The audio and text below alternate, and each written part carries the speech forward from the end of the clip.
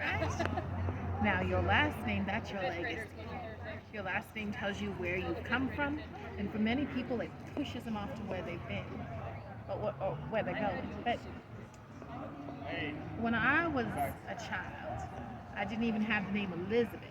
I was just called Bet, and I didn't like it because it sounded like bleh. So when I'm 6 years old, me and my sister Izzy, we are sent, and she's 3, we are sent from New York to go to Massachusetts to live with a family called the Ashleys. And Mr. Ashley, he was decent. He was still a master, but he was decent. But his wife, Mrs. Ashley, she was a monster. She was so mean.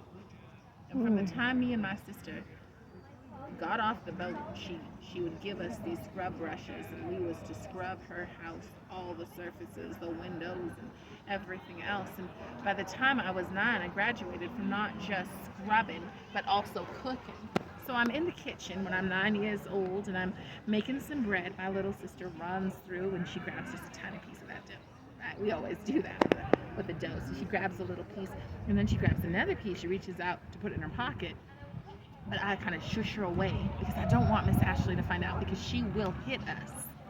So I'm worried about that. So the thing is that Miss Ashley does know what's happening. So she walks into the kitchen. She don't say a word. She just walks over to the stove, grabs the poker, and starts kind of stirring up the coals. And she's getting that nice and hot. And when it is very, very red, she walks on over to my little sister, picks it up, and she is about to hit my sister with a poker. Now that is my little sister. Do you think I'm going to let her get hit with a poker? I am not. So I'm 9, and I look at her, and I stand up as tall as I can, and I say, "You will not hit Izzy!" So she does not hit Izzy. You know what she does? She turns over with that poker, and she just kind of rubs that thing right up my arm. And she leaves me with this scar that is not just on my arm that you can see forever, but she leaves me with a scar in her heart. And the reason there's a scar in my heart is that is the first moment I know what it is to not be free. Because there ain't nobody that I can take my arm to and say, "Please help me." Because I am owned by her. I hate being a slave. And she looks at my arm and she tells me, "You keep that covered up." So I keep it covered up every time she's around, but whenever she's not around, I lift it right back up. And even though it don't hurt no more, I'll walk by and I'll be like, "Oh." And they'll say, "What's wrong with you, Bet?" And I'll say, "Ask Mrs. You're welcome to sit down. I'm just starting." So the years go by, and I'm now 29 years old. I've lived with this woman for 23 years, and she is not, she's just as mean as she ever was. And Mr. Ashley, he has become a very important man. He is a judge, and he brings all of these very important people over. And while these very important people are standing around writing their very important thing that I can't read or write, I'm over here and I'm doing my best to stay out of their way and to set the table and make it just so that I don't get in trouble. But the problem is I can hear what they're saying. And so what I hear them say are, "We hold these truths to be self-evident, that all men are created equal, that all men have certain rights given to them by God Almighty. And among those rights are life, liberty, freedom, the pursuit of happiness, the right to have property, and the right to protect your property." What they were reading was called the Sheffield Resolve. But the thing is that I heard over and over again the words, all men, all are created equal, all. And even though I'm not allowed to read or write, they cannot stop me from thinking. So I started thinking, and I'm thinking, all, then that means me too. I mean, I know that I am not a man, but I am part of all. So they start to leaving, and I grab their coats, and I'm giving them their coats and sending them on their way, and eventually right in front of me is a good man. His name is Mr. Sedgwick, and he is a good man. He does not believe in slavery. He is kind to all, and he also happens to be a solicitor. Do you know what a solicitor is? A lawyer. So he happens to be a lawyer. And I start to think, so it takes me a couple of months because I've got to get the courage to do what I'm going to do. And I decide, finally, that I'm going to go see Mr. Sedgwick. So I go for a walk through Sheffield, Massachusetts. And as I'm walking, I see many, many people who know me, and they say, "Good morning, Mum Bet. Good morning, Mum Bet. Hello, Mum Bet." And they have changed my name from just Bet to Mum Bet. What does Mum sound like? Mom or mother. Mother Bet. And the reason they called me Mother Bet is because in that time that I was a slave, I did not just learn to cook and to clean. I also had a skill. And this skill was that I helped people in that community. I would bring babies into this world. I was a midwife. And it did not matter to me if the babies looked like me or they looked like you. I just saw these perfect children. And I love the joy that they brought in. And I think because that's the way I felt about them, these people respected me as much as you can somebody who's a slave.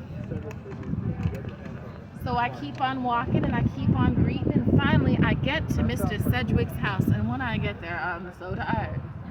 I have walked for so long.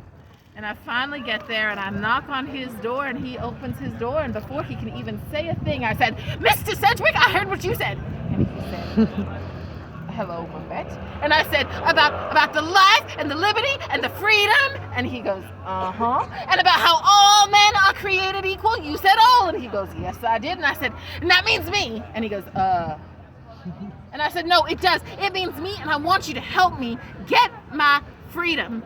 And you know what this good, kind man who does not believe in slavery and happens to be a lawyer said? What do you think he said? Okay. He actually said no. And the reason that he said no, he said, "Mum Bet, it's not you. It's the fact that you're a girl." And he said, now if there was a man in this case, then maybe we could win. So he closes his door and I start to walk in and I start to think, I have a long way to go home and think. And when I get home, right in front of me is the strongest, most courageous, bravest protector of the plantation, and his name is Mr. Braun. So I go to Mr. Braun and I said, "Mr. Braun," he's also a slave, "it's time to get off freedom." And Mr. Braun goes, this big, strong, courageous protector, what do you think he says? No. He says, "No way." And the reason he says no way is because we are still her property. And if she would take that poker when I'm 9 years old and rub that hot poker up against my arm and give me a scar that will last forever, what is she going to do to two grown adults who bring shame upon her family? And so I understand where Mr. Braun is coming from, but I said, "Mr. Braun, I don't think you understand. We have one chance. One for even a shot at freedom, for even a shot at owning our own land, at being able to protect that land, at being able to marry whom we choose, at being able to keep our families together, at being able to survive or to fail. We have only one shot at that." And so maybe because I'm a little dramatic, he decides that we can go to court. So we go to court. And we do our best to not look that way because the Ashleys are over there. And we look out this way, and the most important people, this room is filled, but the most important people in that room are the 6 people sitting on the bench. And the thing is these are not particularly significant people. These are not highly educated people. These are farmers. These are not wealthy people. They are poor. They don't have titles. And they are white. men 100 years before the Civil War. So we are standing there and we are so scared. And as I look at that room, I see many, many people that I have helped bring life into their families. And because when I brought those lives into their families, maybe we were somehow connected because they saw me as more than just a piece of property. Because when that gavel came down, I won my freedom. And I went into the next room and the judge said, all right, Mambet, you need to choose a name. And I knew the name I wanted because I thought the name in the world that was most beautiful was the name Elizabeth. So I said, my name's Elizabeth. And he said, but now you need a last name. And I didn't even know what that meant. And he said, it can be anything that you want. What is the most important thing in the whole wide world to you? And I thought, one moment ago in that other room, I was a slave.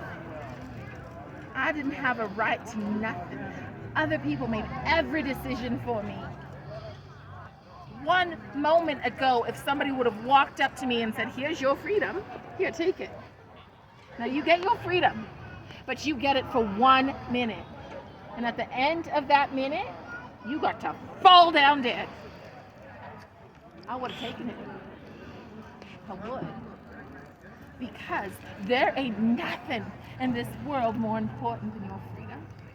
There ain't nothing in this world more important than being able to stand under God's green earth, a free person, being able to have a chance at having property and to protect it and having your family and giving it a legacy. There ain't nothing in this world more important than your name.